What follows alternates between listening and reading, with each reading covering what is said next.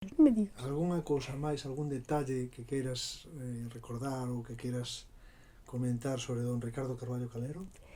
Bueno, Xa pois que que se lle dedica o Día das Letras Galegas este era ano. moi, por un lado era rígido e por outro era tolerante, era tal. Por exemplo, os nenos e as nenas facíannos levar un gorrito para salir ao recreo, para cando facía sol. Tiñamos que ir co gorrito, que che conté toda a maior anécdota do gorrito. E tuvo ela que a botaron do colexio a todo por non levar o burrito, porque non sei que lle pasaba con el, que bueno, entón, sí, entón preocupábase de todo eso, e preocupábase muchísimo de que fóramos correctos, comendo, falando, comendo, puñanos os servilleteros aquí debaixo dos brazos e tiñamos que aguantalos así para non levantar os codos. E puñanos, e tiñamos que cada un comer a súa comida, que eso a mí non me costaba nada, porque gustábame a comida, pero a comida, claro, para aqueles tempos era moi rara. Por exemplo, comíamos o pescado, sempre se comía con remolacha de mesa, ensalada de remolacha.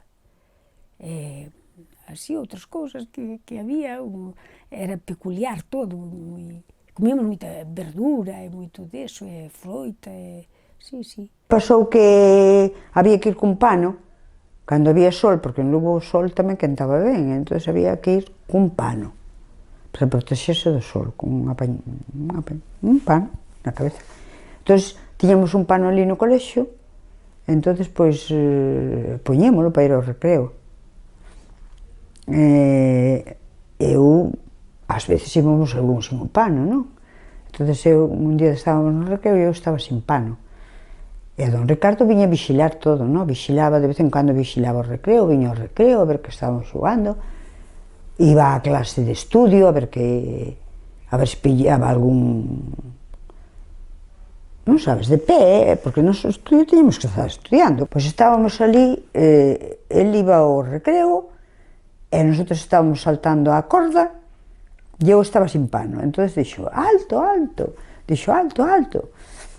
Paramos, e cando chegou, díxome, que fai esta rapaza sin pano? E dixo, bueno, é que se me esquenceu o pano. E dixo, non, pero o pano ten que estar aquí no colexio. Dixo, bueno, pois vale, pero a min, eu non teño. Dixo, bueno, pois entonces, usted vaise ir, quédese na casa 2 días, por ir sin pano. Me parece que foi 2 días. Entón, era un sábado, me parece que era un sábado, porque el primeiro dixome que fora andando e despois deixoume ir no coche, porque o colexio había que ir nun autobús, que estaba no medio das agras, no medio das leiras, estaba ali o colexio. Hoxe está todo urbanizado, pero daquela o colexio estaba nun medio agrario, casi. Fun para a casa e dixome que hasta o martes que non volvera a clase. Entón, e ademais, despois mandou por miña irmá mandou unha carta para o noso encargado. O noso encargado,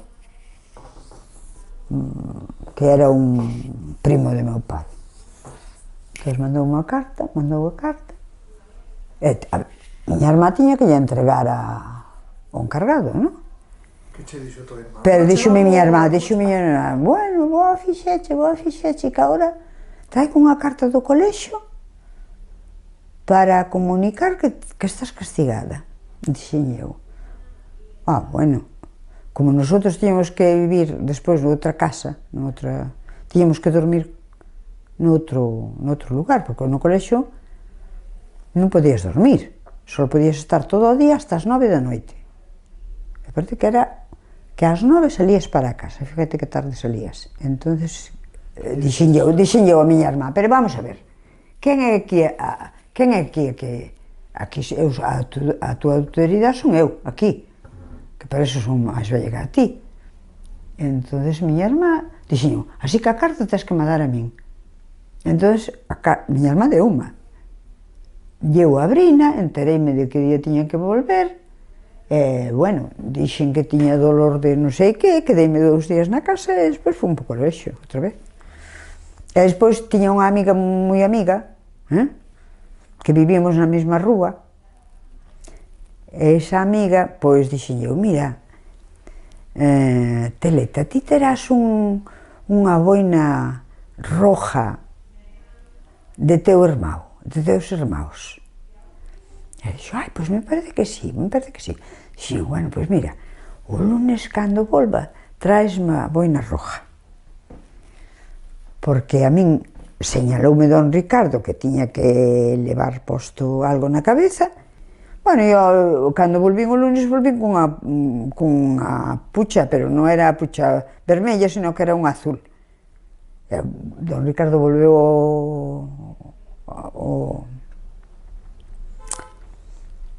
ao recreo e viu, estábamos saltando outra vez a corda e viume que estaba cunha pucha.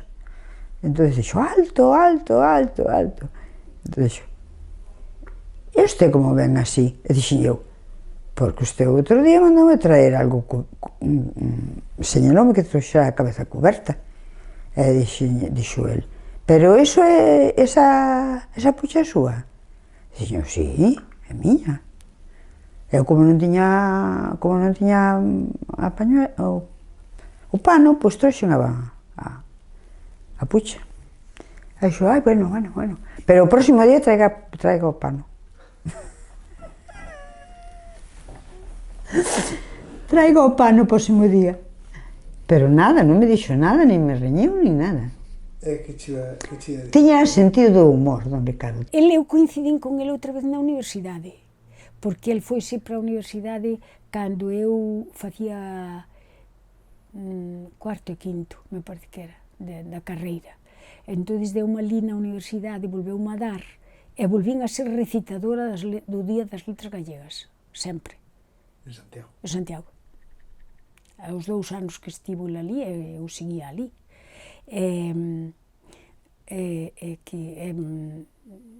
Eu creo que, claro, el chegou á universidade, pero moi tarde, o sea, xa pasara moitos anos en Fingoi e tal, entón ele era un home, pero eu penso, ali en Santiago, chamábanlle, porque ele daba clase de literatura provenzal, e dos trovadores, e de todo eso, e tal e cual, facíamos traduccións eu creo que me publicou unha traducción dun conto deses que había, bueno, de unha muller que, bueno, eu despois sempre tuve esa inclinación por eses contos e por esas cousas, e polo de Camerón, e por todas as chorradas, porque el era, sabe, sempre, desde sempre, lle gustaba moito a literatura tradicional, pero non os autores así moi grandes, non, sobre todo os pequeniños.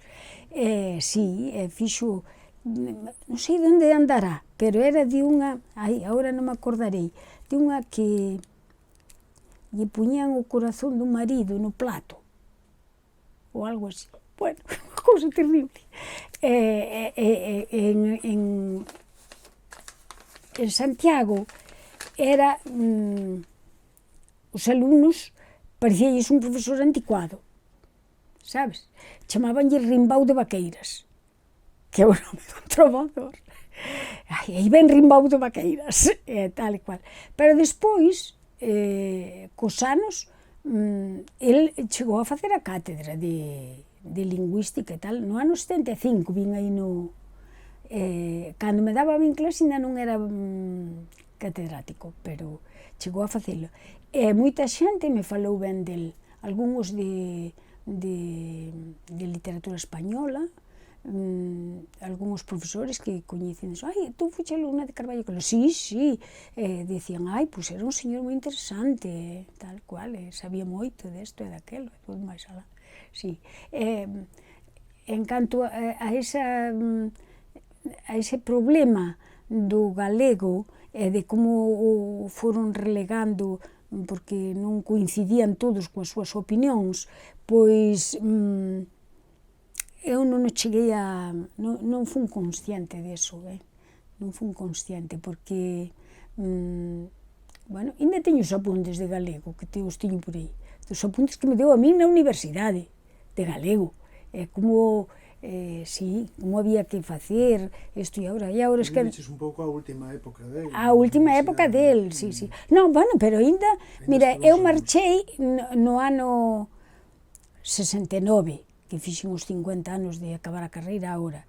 Eu estuve, creo que 2 anos con ele, no ano 67, 68 e no 68, 69. Fui alumna dele ali, e deu-me moi boas notas.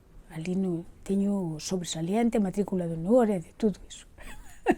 Bueno, eu tamén lle respondía, non o puñen apuros,